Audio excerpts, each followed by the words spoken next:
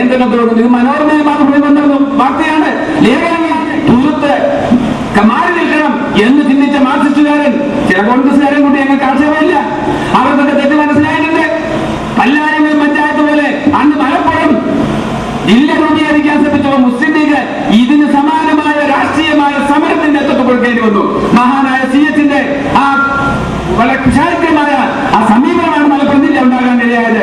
ആ മലപ്പുറം ജില്ല ഉണ്ടായി അന്ന് വരെ നിങ്ങൾക്ക് അറിയുമല്ലോ.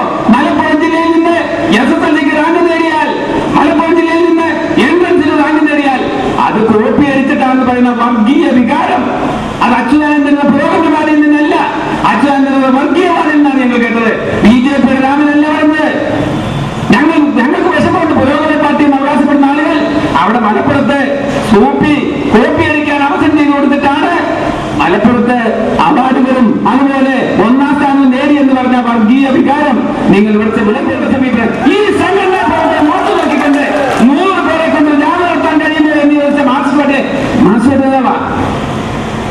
നേതാവല്ല. അങ്ങനെയാണെങ്കിൽ അത് ചോദിക്കാൻ പാടില്ല. ഈ സംഘടന മുഖത്ത് നോക്കി ഇത്തരം ആക്ഷേപകരമായ നിലപാട് സ്വീകരിക്കുന്ന ആളുകളെ ഇരുത്തേണ്ടത് എഴുത്താൻ മുസ്ലിം ലീഗിന്റെ പ്രവർത്തകർക്ക് അറിയാം. മുസ്ലിം ലീഗിന്റെ മുസ്ലിം യൂത്ത് ലീഗിന്റെയും MSM-ന്റെ പ്രവർത്തകർക്ക് അറിയാം. അവർ കണക്കുകൾ അറിയില്ല. അവർക്ക് 100 ഉദ്ദേശിച്ചത് ഒരു പക്ഷെ വൈകുന്നേരത്തിന് ശേഷമുള്ള ചൂടായിരിക്കാം. വൈകുന്നേരം കഴിയുമ്പോൾ അവർക്ക് 100 മാറും. അതാവാനാണ് സാധ്യത. അല്ലാതെ യഥാർത്ഥത്തിൽ 100 99 എന്ന 100 ഏതാണ്ട് 500-ൽ പേർ പ്രവർത്തകരെ കൊണ്ടാണ് രാവിലെ 9 ഞങ്ങൾ ജാഥ നടത്തിയത്. 500-ൽ പേർ പ്രവർത്തകരെ കൊണ്ട് ആ പ്രവർത്തകർ രാവിലെ 9:30 മുതൽ ഇന്ന് 6:15 ഈ ജാഥകൾ സമാപിക്കുന്നവരെ ജാഥകൾ നടന്നവരാണ്. സംഘടനയ്ക്ക് ഒരു ത്യാഗം അനുസരിച്ചവരാണ്. അവരാണ് ഞങ്ങൾ നോക്കൂട്ട്. പാണക്കാട് സയ്യിദ് മുഹമ്മദ് അലി ശിഹാബ് തങ്ങൾ ആജ്ഞാപിച്ചാൽ ആ പാണക്കാട് നിങ്ങൾ ലെഫ്റ്റ് റൈറ്റ് എന്ന് പറഞ്ഞാൽ ചെടിക്കാൻ പറ്റിയ പട്ടാളമായി വരുന്ന നിലനിൽക്കുകയാണ്. സംശയമുള്ളവർക്ക് ഇനിയും അതിന് അവസരം ഉണ്ടായി. കേവലം ഒരു തെരഞ്ഞെടുപ്പിൽ മത്സരിക്കുക ജയിക്കുന്നതല്ല. ഞങ്ങളെ സംബന്ധിച്ച് അത് ബോധ്യപ്പെടുത്തിയിരിക്കും.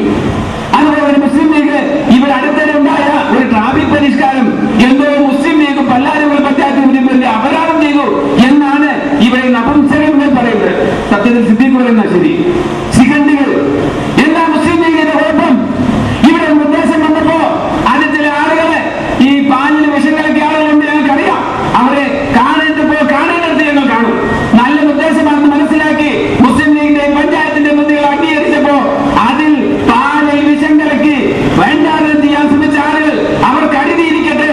വേണ്ടി വന്നാൽ ഏത് തീരുമാനത്തെയും തിരുത്താൻ മുസ്ലിം ലീഗിന്റെ സംഘടനാ ശക്തിക്ക് കഴിയും. അതിലാരും മുസ്ലിം ലീഗിനെ വെല്ലുവിളിക്കാനായിട്ടില്ല. പല്ലാരി ബന്ധത്ത് മുസ്ലിം ലീഗിനെ വെല്ലുവിളിക്കാനായിട്ടില്ല.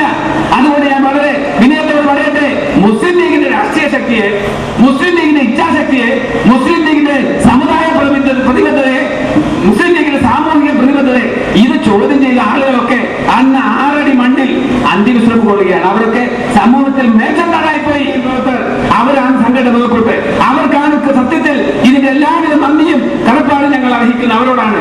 അവർക്കുള്ള നന്ദിയും കടപ്പാടും ഞങ്ങൾക്ക് വേണ്ടി ദുആ ചെയ്യുന്ന ഉമ്മമാർ, ഞങ്ങളെ ഇവിടെ വന്ന് അനുഗ്രഹിക്കുന്ന കാരണവന്മാർ, അവരാണ് സംഘടന ശക്തി. അവരോട് ഞങ്ങൾക്ക് കടപ്പാടുണ്ട്.